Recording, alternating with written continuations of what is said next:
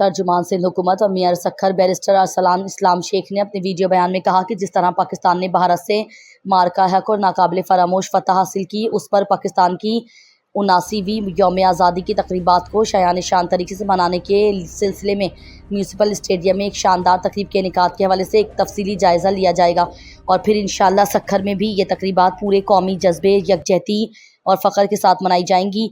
आइए देखते हैं अरसलान इस्लाम शेख ने मज़ीद क्या कहा।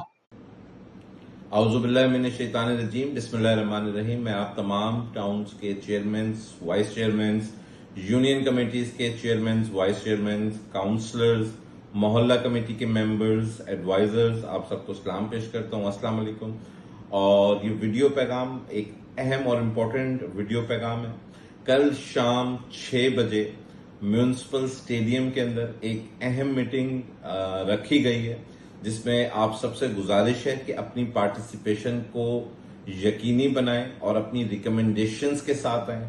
जैसा आप सब जानते हैं कि हर साल 14 अगस्त पूरे पाकिस्तान में सखर में भी एक शान शौकत से बनाई जाती है, लेकिन चूंकि इस दफा पूरे पाकिस्तान का ना सिर्फ सर बुलंद हुआ है फकर से, बल्कि पूरी दुनिया इस वक्त पाकिस्तान की तारीफ कर रही है कि जो एक तारीखी शिकस्त पाकिस्तान ने इंडिया को दी, भारत को दी, और उसके लिए हमने एक स्पेशल अरेंजमेंट्स किए हैं जिसकी डिटेल्स आपसे कल शाम 6 बजे शेयर किए जाएंगे।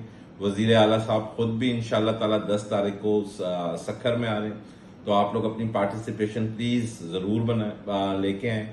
और न्यू पिन फ्लाईओवर ब्रिज भी हम इन्हीं डेज के अंदर करेंगे, तो जो उस एरिया के कंसर्न चेयरमैन हैं वो भी अपना इनपुट जरूर साथ लेके आइएगा।